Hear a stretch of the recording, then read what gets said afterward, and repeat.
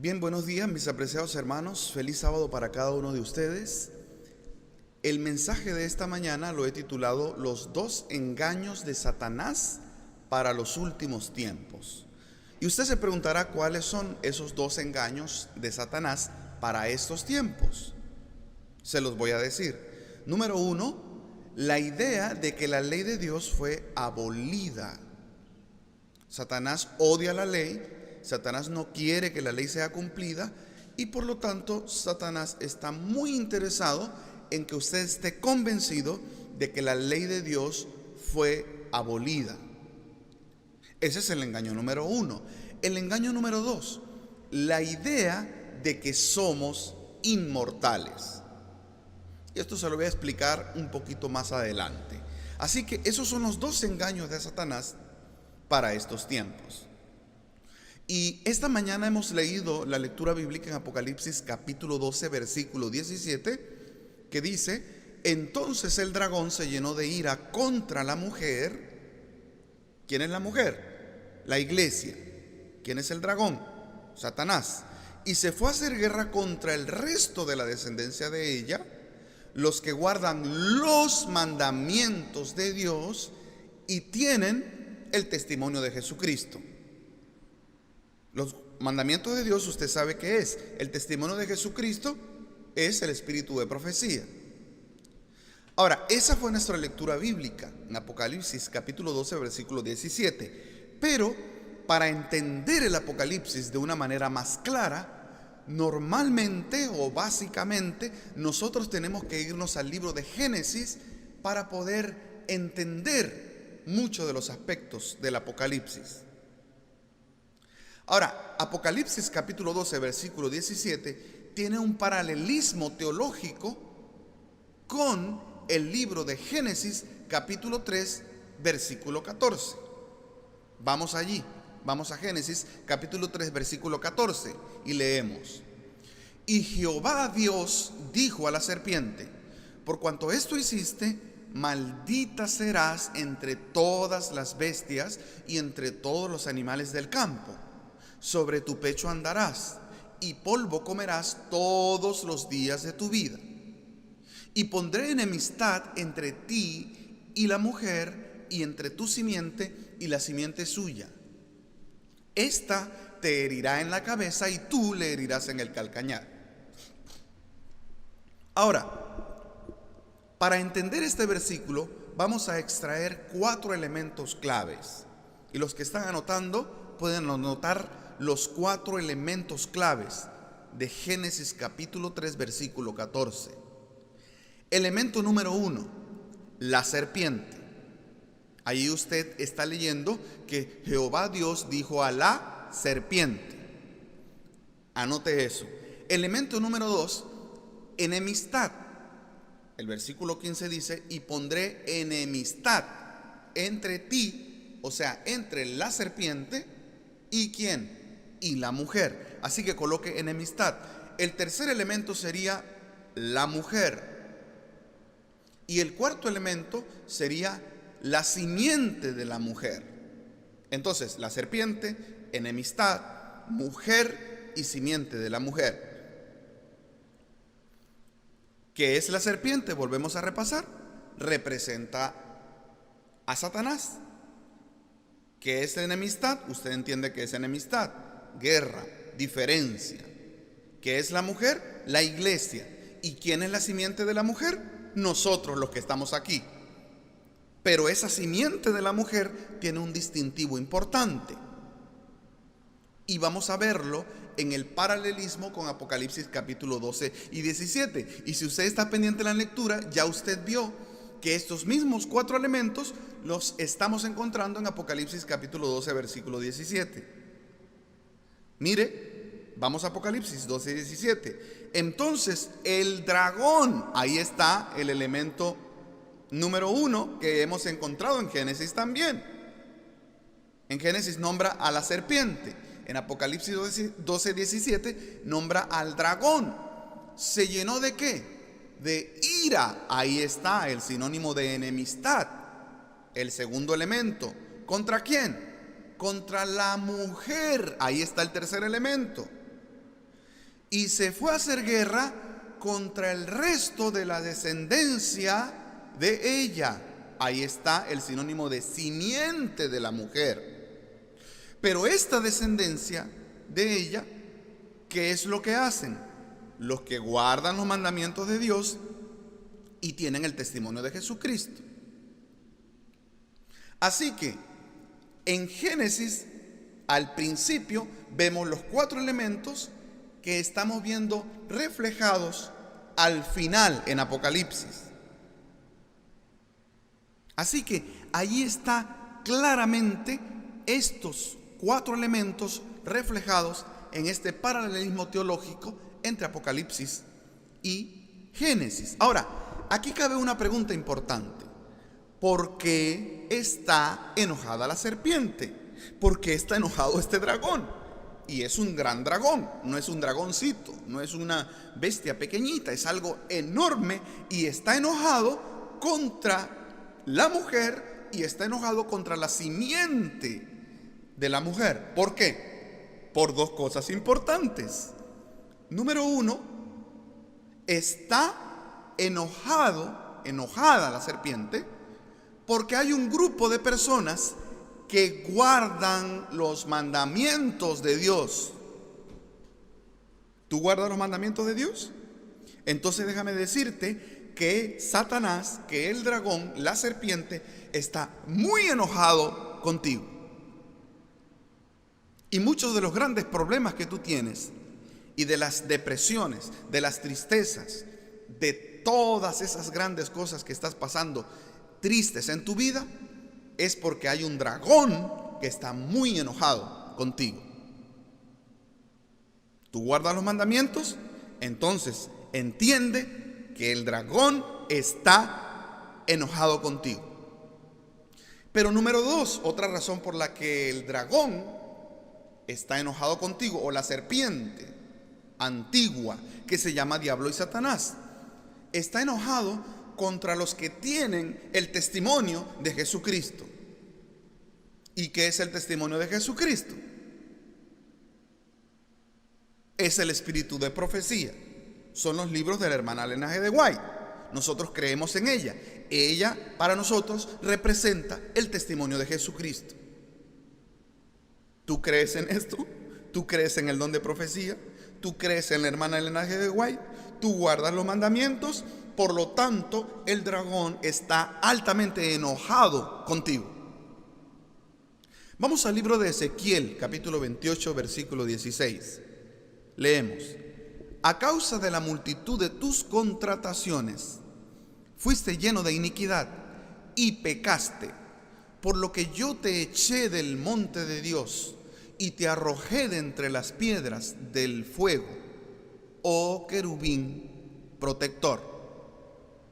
Por lo tanto, aquí estamos viendo que Satanás ha pecado desde el principio y que Dios lo echó del santo monte, que Dios lo echó de la presencia de Dios, lo arrojó a las piedras de fuego, al querubín protector.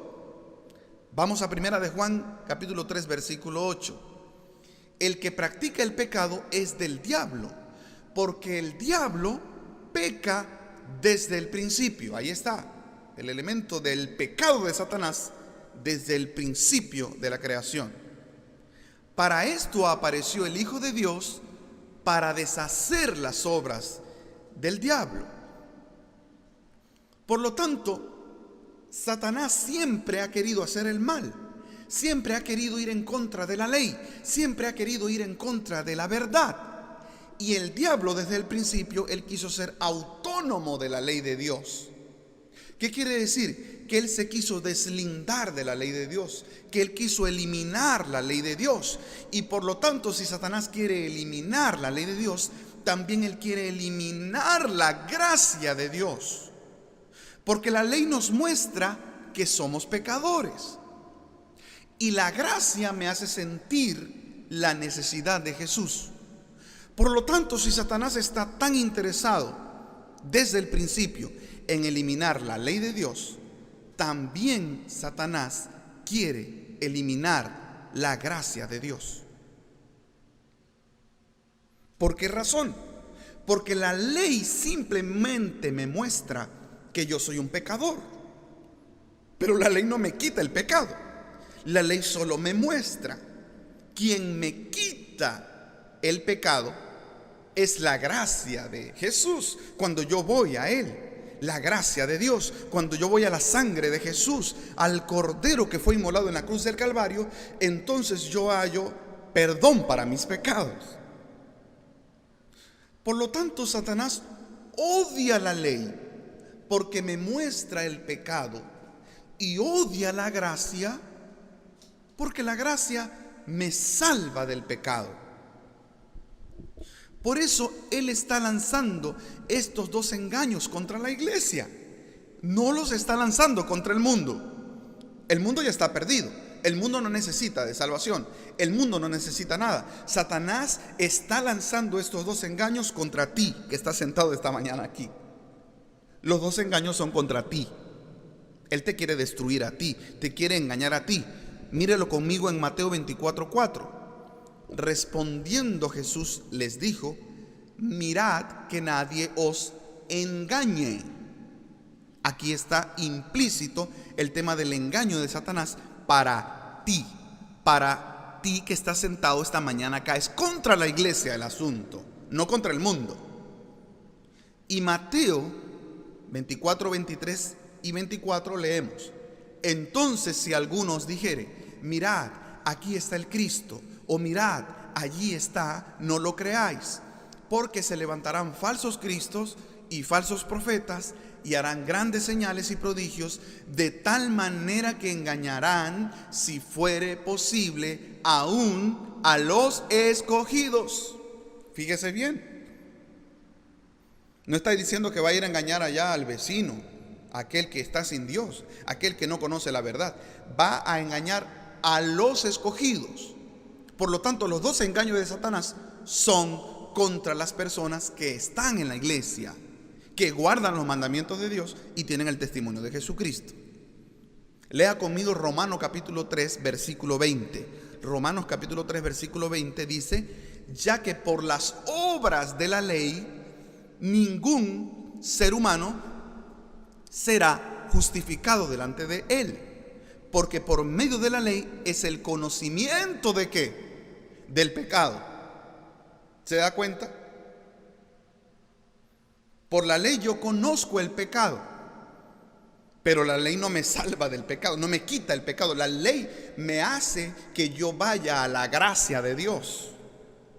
Y la sangre de Jesús es la que me quita y me limpia de todo pecado y de toda maldad. Por lo tanto, cuando tú escuches que alguien te diga: no estamos bajo la ley, estamos ahora bajo la gracia, esa es una doctrina muy disparatada. Esa doctrina no tiene fundamento bíblico. Y peor aún, esa doctrina es una doctrina satánica. Es una doctrina que Satanás está muy interesado que tú conozcas. Porque si Satanás elimina la ley, por lo tanto elimina el pecado, y por lo tanto elimina la gracia, y por lo tanto esto se convierte en algo muy complicado de entender. Mire, lea conmigo Romanos capítulo 4, versículo 15. Pues la ley produce ira. Y usted va a decir: bueno, ¿cómo es que la ley me hace enojar? Ahorita se lo voy a explicar. Pero donde no hay ley, tampoco hay transgresión. ¿Se da cuenta? Donde no hay ley, no hay nada, no hay ningún problema, no hay ninguna transgresión, no hay nada, no hay pecado. ¿Se da cuenta? Es un error terrible, es un engaño terrible, y Satanás está interesado en que tú lo creas. Le voy a poner un ejemplo bien sencillo. Mire, usted va manejando por la autopista y de repente usted está muy apurado, lo que sea, y usted comienza a acelerar y va a 60 millas por hora, 70, 80, 90. Y de repente los ángeles se quedaron atrás, porque que yo sepa, los ángeles parece que vuelan solamente a 65 millas por hora, ¿verdad? Después de 65 millas por hora, el angelito se va quedando atrás y usted ya va bajo su propio riesgo.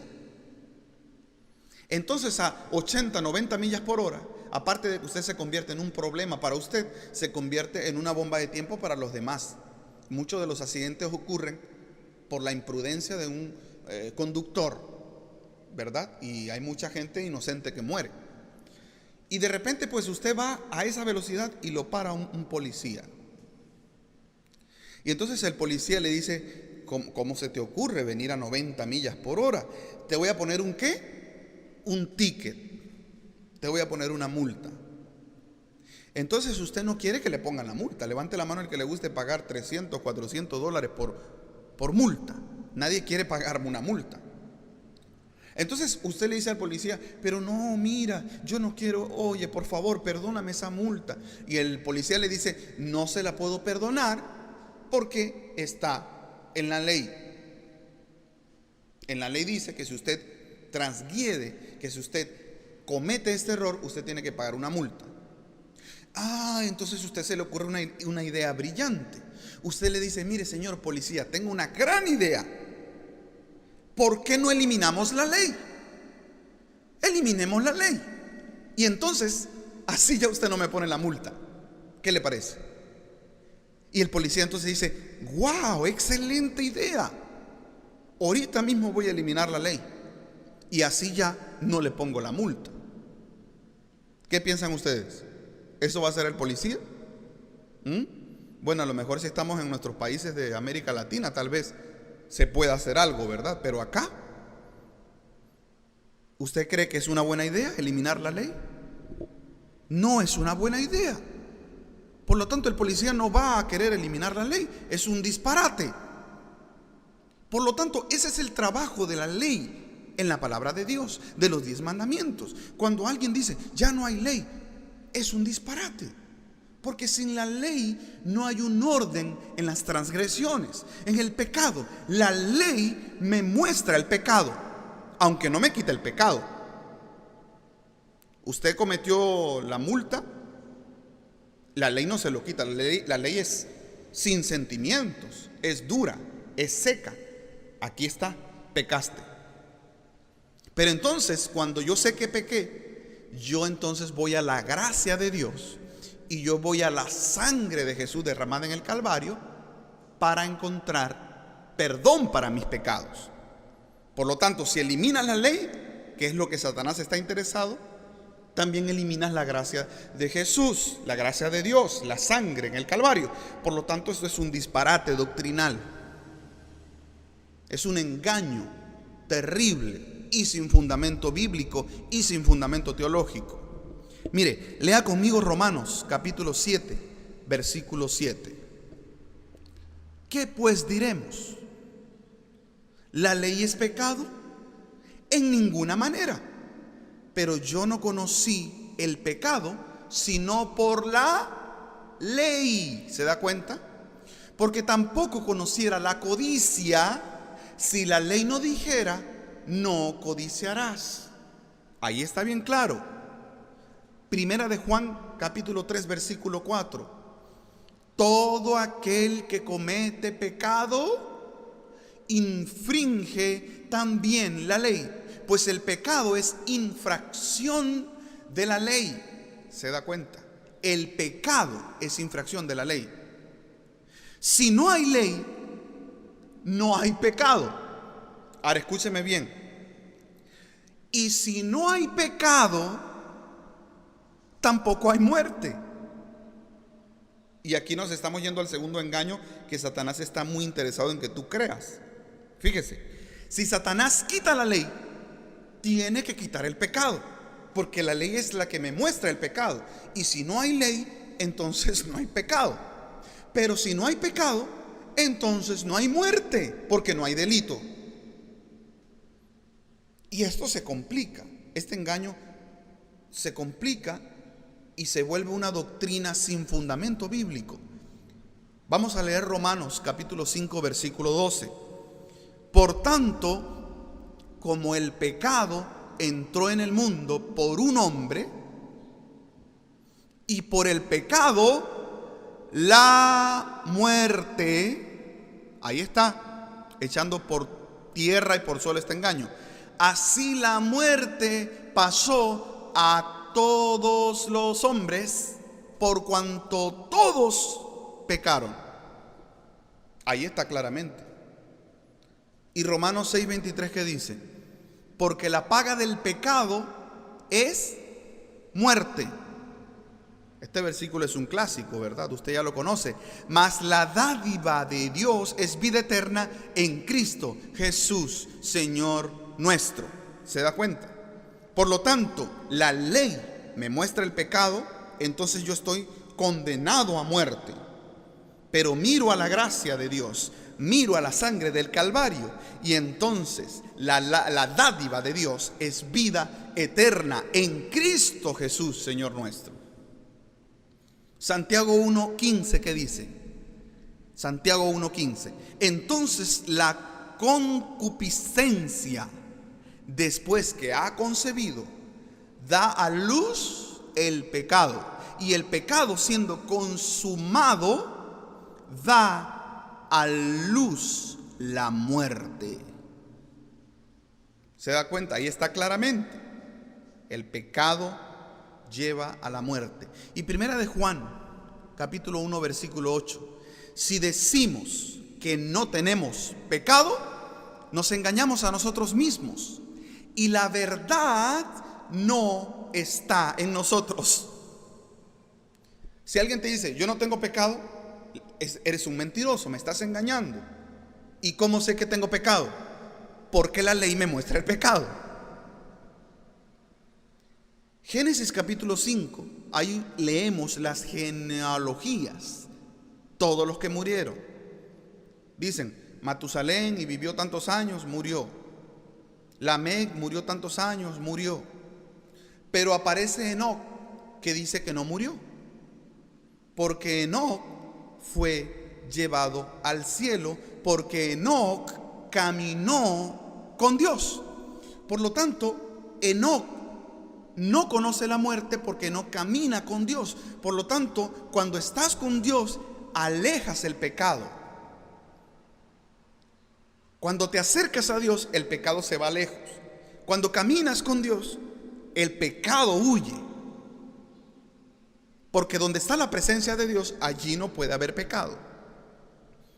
Así que estamos viendo una excepción a la regla, porque alguien te puede decir, no, pero Enoc no se murió nunca.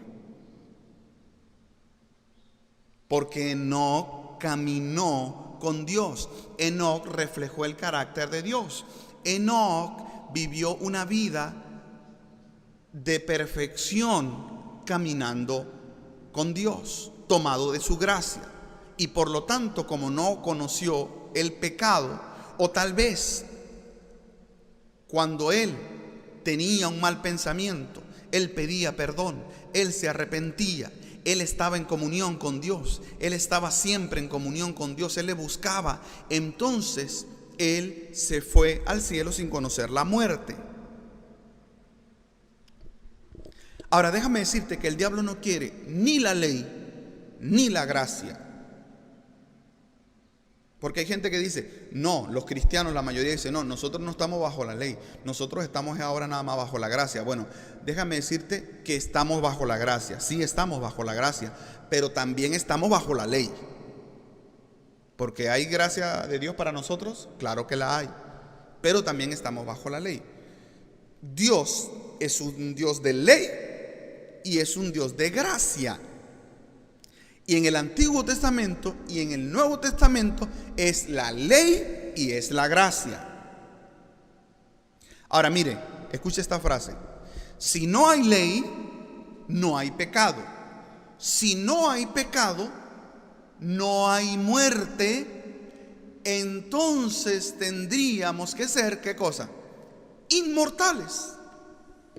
¿Se da cuenta el engaño? ¿Se da cuenta de la mentira? Tendríamos que ser inmortales. Si usted elimina la ley y usted enseña que no hay ley, usted tiene que enseñar que el hombre es inmortal. Y usted se mete en un problema doctrinal terrible, sin sustento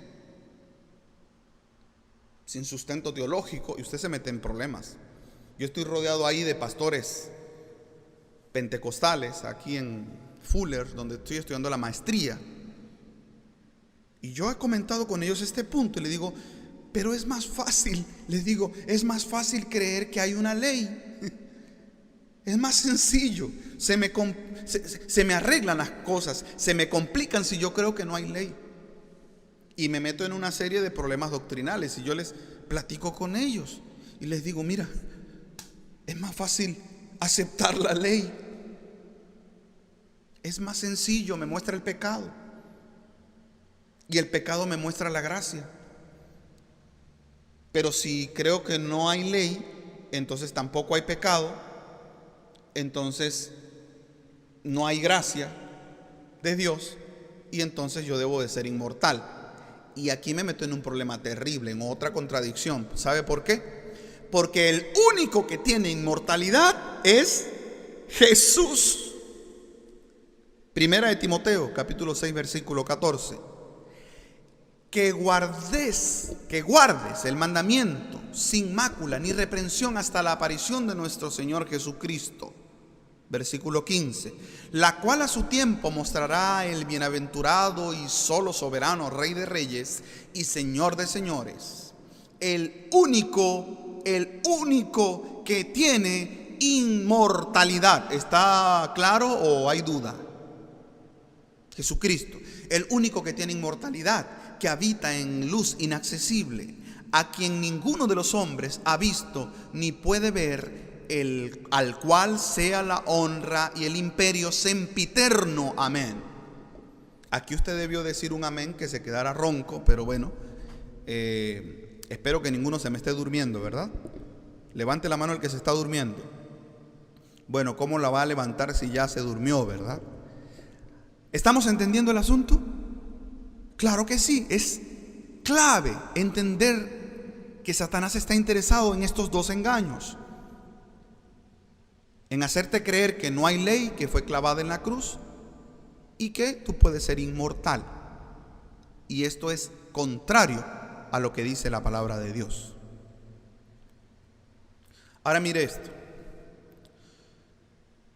Si yo enseño que soy inmortal, ahora me meto en otro problema. Tengo que enseñar también que yo tengo que ser Dios, o yo tendría que ser Dios. Ya no solo tendría que ser inmortal, sino que yo tendría que ser Dios. Y este es uno de los primeros engaños de Satanás. Y lo vamos a ver, mire, Dios sacó al hombre del huerto del Edén para que el hombre no fuera inmortal. La ley no existe y el hombre es inmortal, por lo tanto, el hombre es Dios. ¿Y eso usted dónde lo leyó, pastor? Mire, el diablo logró engañar a Adán y Eva en un lugar perfecto, sin pecado. Ahora imagínense qué no puede hacer con nosotros 6,000 años después, en un mundo lleno de pecado y de violencia y de maldad y de tanta cosa. Vamos a ver este engaño. Mire, vamos otra vez a Génesis capítulo 2 versículo 16. Y mandó Jehová al hombre diciendo: de todo árbol del huerto podrás comer, ¿sí? Mas del árbol de la ciencia del bien y del mal no comerás, porque el día que de él comieres, ciertamente morirás. ¿Está claro, no? O sea, no vas a ser inmortal, te vas a morir. Eso dijo Dios. Pero ¿qué dijo la serpiente? 31. Pero la serpiente era astuta, o por lo menos se la daba de astuta, ¿no? Más que todos los animales del campo que Jehová Dios había hecho, la cual dijo a la mujer: con que Dios os ha dicho, no comáis de todo el árbol, de todo árbol del huerto, no comáis. A la serpiente le viene a decir: oye, con que Dios te ha dicho eso. No, fíjate que yo tengo una idea mejor. Y la mujer respondió a la serpiente: del fruto de los árboles del huerto podemos comer, pero del fruto del árbol que está en medio del huerto, dijo Dios: no comeréis de él ni le tocaréis, para que no muráis. Entonces la serpiente dijo a la mujer: no moriréis. O sea, Dios dijo: se van a morir si la comen. Y la serpiente dice, no hombre, esta idea está mejor, no van a morir. Sino que sabe Dios, versículo 5, sino que sabe Dios que el día que comáis de él, serán abiertos vuestros ojos y seréis como ¿quién? Seréis como Dios, sabiendo el bien y sabiendo el mal. O sea, Satanás le está dando en el ego a la mujer, le está dando en el ego al hombre. No, ustedes nunca van a morir, van a ser inmortales, y aparte de eso, ustedes serán como dioses. Cuando usted elimina la ley, usted tiene que enseñar que el hombre es inmortal. Y si enseña que el hombre es inmortal, tiene que enseñar que el hombre es como Dios. Si elimina la ley, elimina la gracia. Satanás está interesado en que tú creas estos engaños.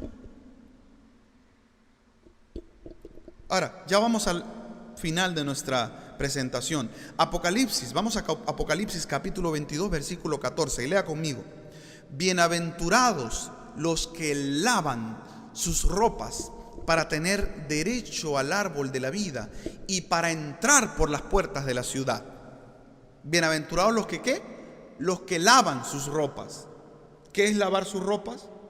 Es estar limpio, es estar de parte de la verdad, es estar de parte de Dios, es guardar los mandamientos de Dios, es aceptar su gracia.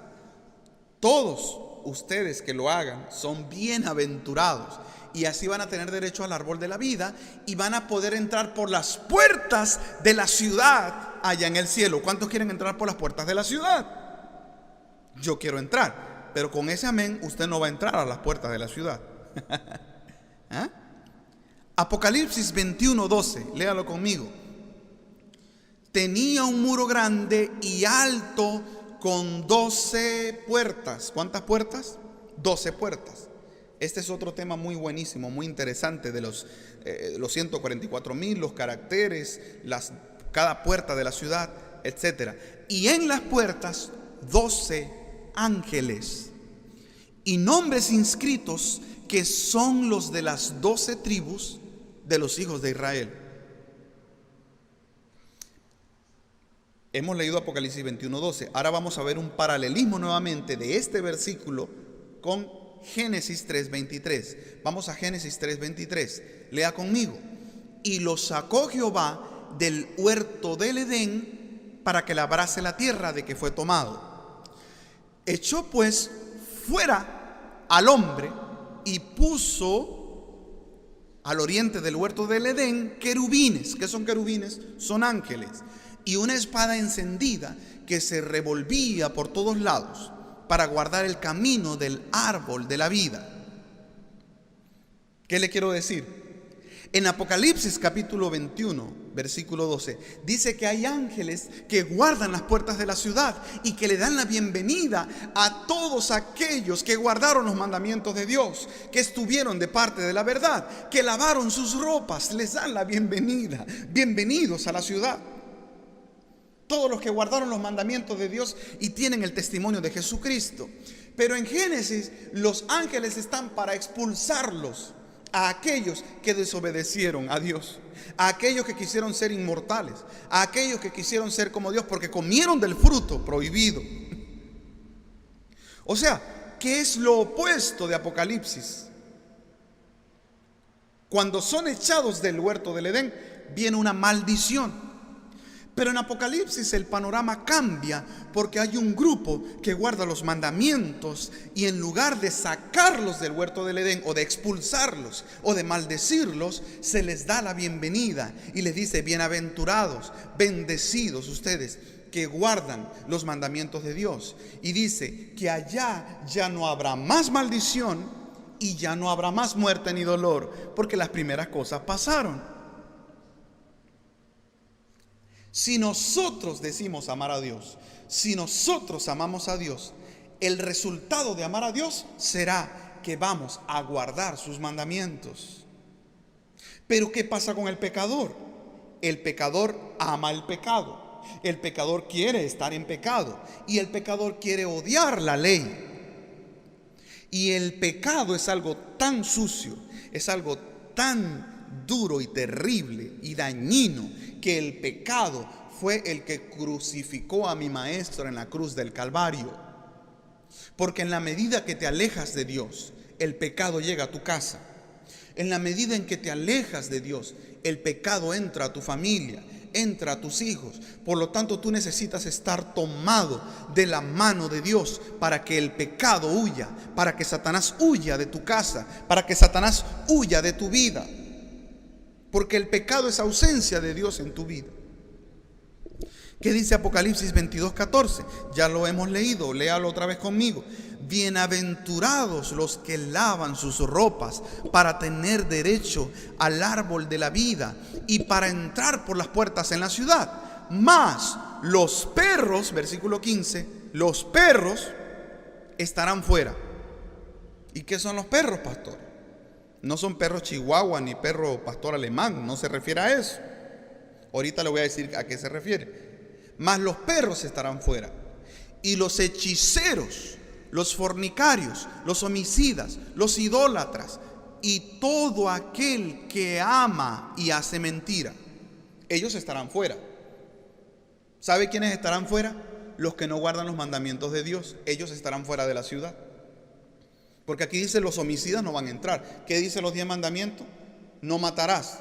¿Qué es un homicida? El que mata. ¿Qué dice dónde va a estar? Afuera de la ciudad. ¿Sí? ¿Lo estamos captando? Todos los que no guardan los mandamientos de Dios estarán fuera de la ciudad, y también los perros estarán fuera de la ciudad. ¿Y quiénes son los perros? Veamos qué dice Filipenses capítulo 3, versículo 2. Guardaos de los perros, guardaos de los malos obreros, guardaos de los mutiladores del cuerpo. Aquí se refiere al cuerpo de Cristo. O sea, en una analogía espiritual. Entonces, ¿quiénes son los perros? Los perros son los malos predicadores, los malos pastores, los malos obreros, los hombres que predican una doctrina errada. Los hombres que predican que ya la ley ya no existe, que ya la gracia no existe, que mejor tú seas inmortal. Ellos son los perros, dice la palabra de Dios, y ellos estarán fuera de la ciudad. Quiere decir entonces que los que estén en la ciudad son todos los que guardaron la ley. Mire qué dice Isaías 26, 1 y 2. En aquel día cantarán este cántico en tierra de Judá. Fuerte ciudad tenemos, salvación puso Dios por muros y antemuros. Abrid las puertas y entrará la gente justa, guardadora de verdades. Guardadora de verdades. Los guardadores de verdad entrarán a la ciudad, a la gran ciudad, a la presencia de Dios por toda la eternidad. Oh, hermano querido, tú quieres estar allí, quieres estar en la gran ciudad, quieres estar en la presencia de Dios por toda la eternidad. Entonces tú tienes que guardar la verdad, tú tienes que guardar los mandamientos, tú tienes que tener el testimonio de Jesucristo, y nadie te debe engañar. Y por lo tanto, ¿qué es la verdad? Guardadores de verdad estarán en el cielo. Entonces, pastor, ¿cuál es la verdad? ¿Cómo sé cuál es la verdad? La palabra de Dios dice en Juan 17, 17: santifícalos en tu verdad, tu palabra es verdad. Por lo tanto, la palabra de Dios es la que yo tengo que guardar. Los mandamientos están en la palabra. Por lo tanto, yo guardo la verdad cuando yo guardo los mandamientos, cuando obedezco la ley, cuando obedezco el testimonio de Jesucristo. Salmo 119, 142, ¿qué dice? Tu justicia es justicia eterna, y tu ley, la verdad, y tu ley, la verdad. Por lo tanto, la verdad es la ley de Dios. La verdad es la palabra de Dios. Por lo tanto, yo tengo que obedecer la ley de Dios, y así voy a guardar la verdad de Dios. Por lo tanto, apreciados hermanos, recuerde muy bien usted estos dos engaños de Satanás para los últimos tiempos. Número 1, la idea de que el hombre no tiene necesidad de guardar los mandamientos porque Cristo los eliminó en la cruz. Y número 2, la idea de que el hombre es inmortal. Esos dos engaños no tienen sustento bíblico, no tienen sustento doctrinal teológico. Por lo tanto, apreciados hermanos, es mi deseo que esta mañana usted esté atento a los engaños de Satanás y usted se ponga de parte de Dios, se ponga de parte de la verdad, para que muy pronto entremos en la gran ciudad y vivamos con nuestro Dios por toda la eternidad. Oremos. Amante Padre Celestial, gracias por guiarnos en este estudio y gracias porque tú eres claro con nosotros. Ayúdanos a ser obedientes, a guardar la ley, a buscar tu gracia, a arrepentirnos, a aceptar tu perdón, a cumplir con la misión y con la parte que nos toca en esta tierra, y también a estar listos para entrar por las puertas de la ciudad y vivir contigo por toda la eternidad. En el nombre de Jesús, amén.